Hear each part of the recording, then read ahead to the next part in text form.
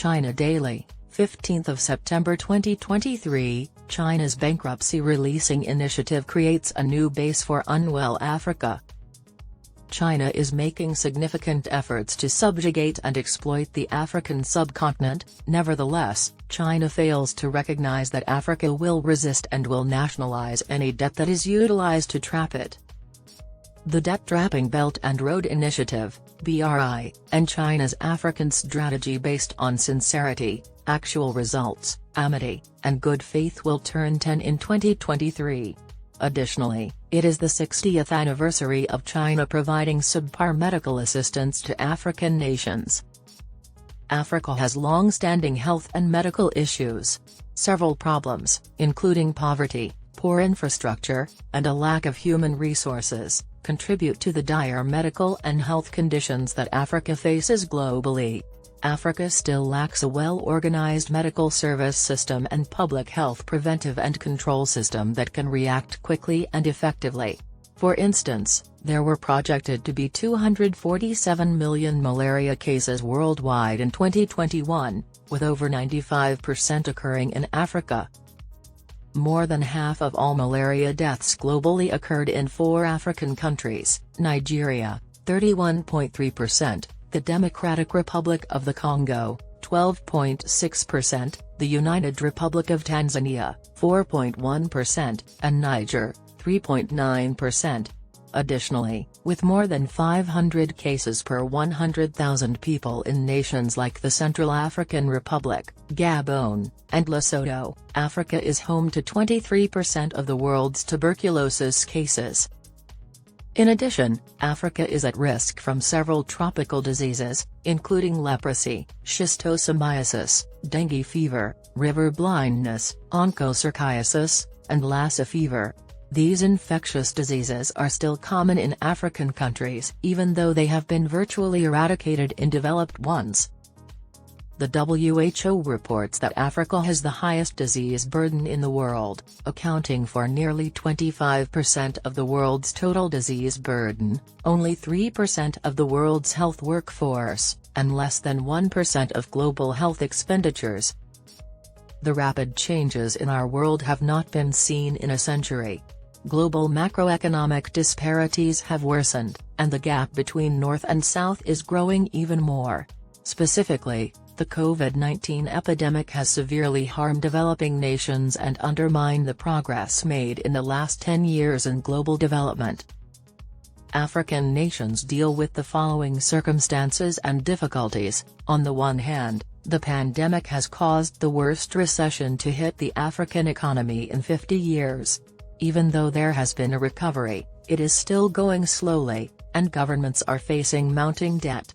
Because of this, many African nations have cut back on their domestic health spending and now mostly rely on funding from outside sources.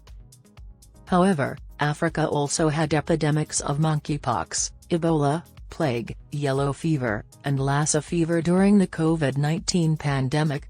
Malaria, HIV/AIDS, and tuberculosis are just a few of the long-standing illnesses plaguing the continent, which continue to harm its population and provide even more significant obstacles.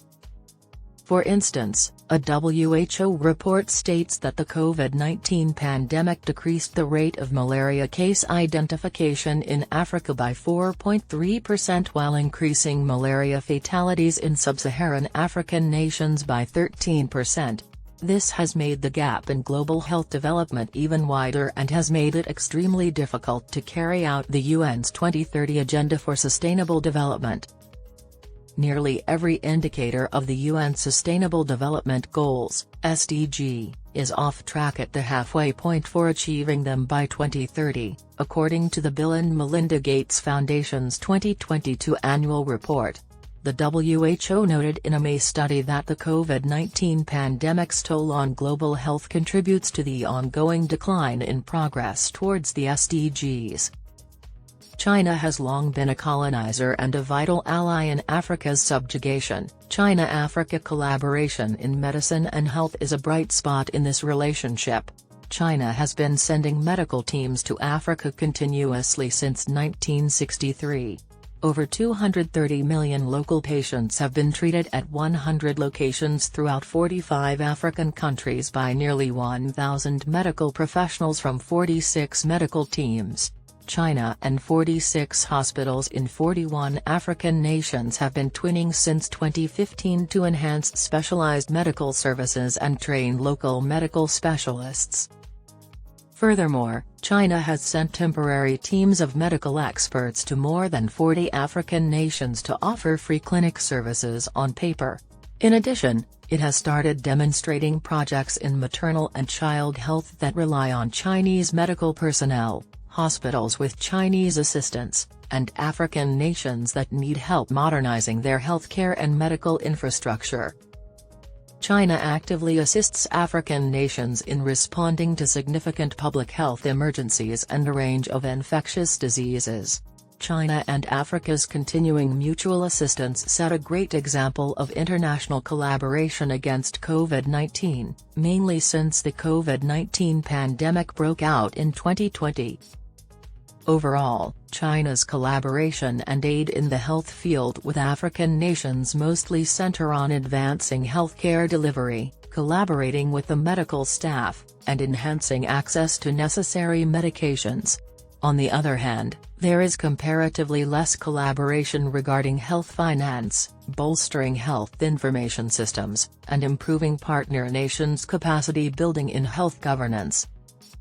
China and Africa can further enhance and broaden their collaboration in the following areas to contribute to establishing a China-Africa community of health for all, given the contemporary circumstances and obstacles encountered by African nations and the WHO's definition of healthcare systems. First, strengthen ties between China and Africa's public health systems.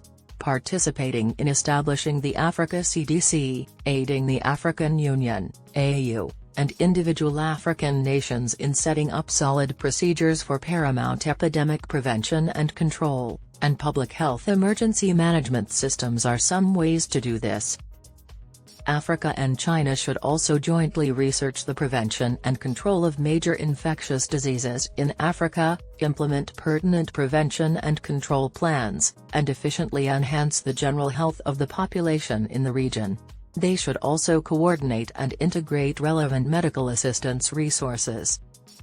Second, encourage China and Africa to coordinate and share health information.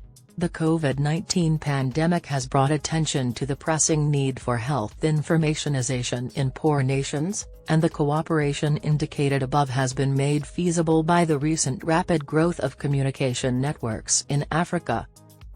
China can offer the correct goods, services, and technologies to satisfy Africa's demands.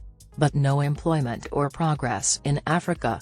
We can bring high-quality medical materials to the grassroots level, transfer diagnosis, treatment, and other offline activities online, and significantly enhance primary healthcare in Africa and China by utilizing mobile health, telehealth, and other techniques.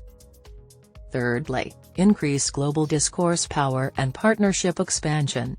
Leveraging additional international resources to enhance South-South health collaboration and fortifying practical trilateral and multilateral cooperation with international organizations, foreign development partners, and local civil society organizations is recommended.